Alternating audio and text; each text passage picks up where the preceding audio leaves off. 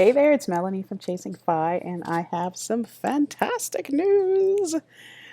We made an offer on a house in Cincinnati, Ohio, and it was accepted. We are super excited. Of course, there's a long road ahead, obviously, between now and the closing, but I feel really good about this deal. The house was listed for $167,900. And it had been reduced from 174,900. It also had been up for sale for 28 days. So as I mentioned in the previous video, houses that are listed too high, they stick around longer than really 5 days. But if your house is up longer than 2 weeks, there's usually something wrong. And in this market, we've seen a lot of houses that they're just listed way too high. And this particular duplex was listed high initially. So they dropped the price, but even that price, in my opinion, was a little bit high. One strategy that we've noticed, though, in terms of listings, this is a strategy that we saw used in Oak Park, Michigan. The agents were listing the houses way low, like so much less than what you knew they were worth. And then people would get into a bidding war, and the houses end up selling like $50,000 over asking price.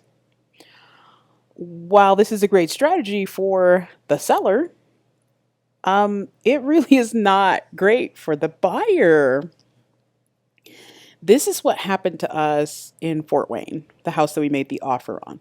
It was low, so it got a lot of attention. But ultimately, it ended up selling for over $20,000 over the asking price. So basically, when you look at a house, it's on the market now, and you're planning on buying it, you probably should plan on paying about $20,000 over.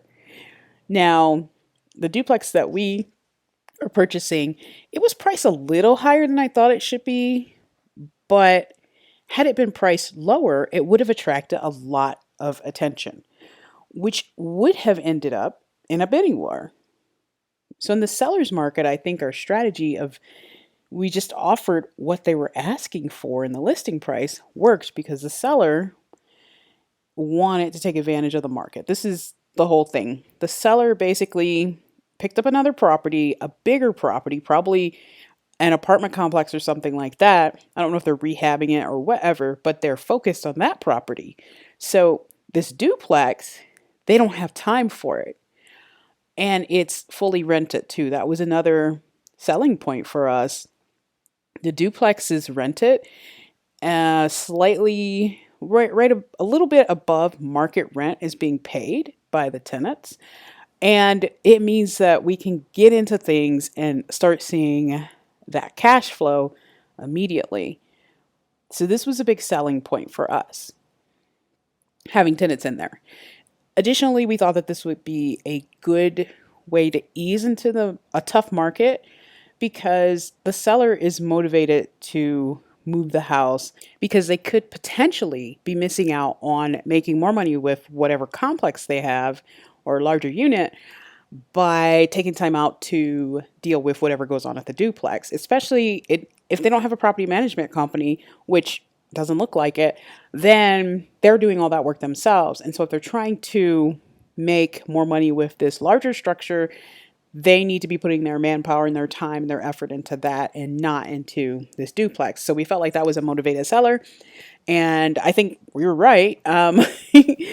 We made the offer today and it was accepted. Whatever the case, we are very, very excited to have taken this first step toward buying our second rental property.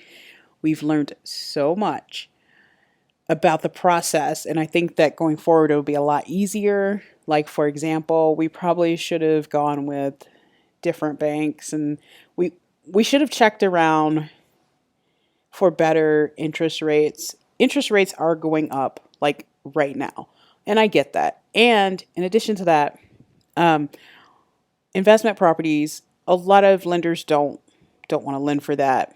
We tried a marketplace and we just didn't try it soon enough, I guess.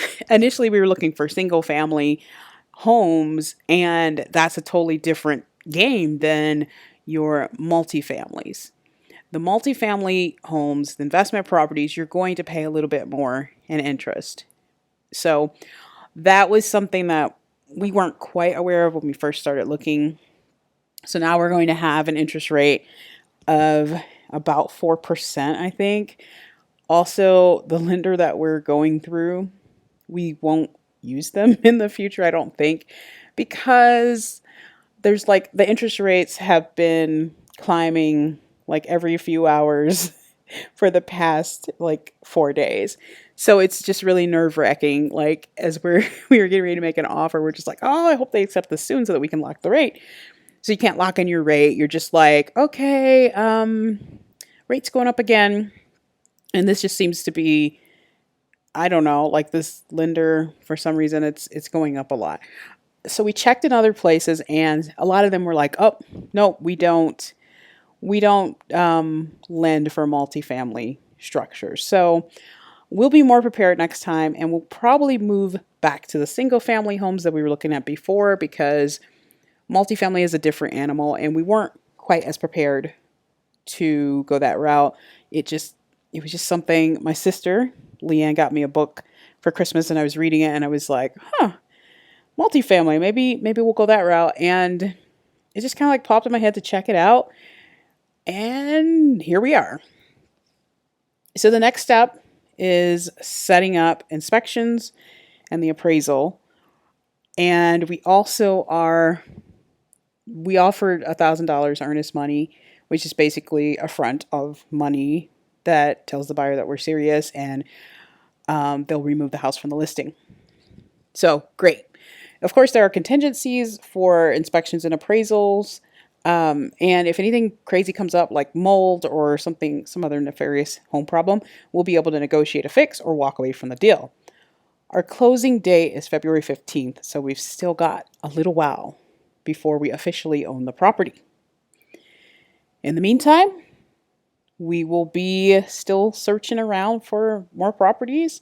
This has been a very enlightening journey, and I'm looking forward to doing it all over again real soon. It's actually been a lot of fun. Kind of, I don't know. There's something, because it's new for me, it's like I'm learning all these new things, new terms, new ways to work deals, all types of stuff, and I love it. So we're going to continue to look for properties in Oak Park, Michigan, Fort Wayne, Indiana, Cincinnati, Ohio, and maybe if some other good place pops up, we'll check out that region too. Please like and subscribe, and I will see you in the next one.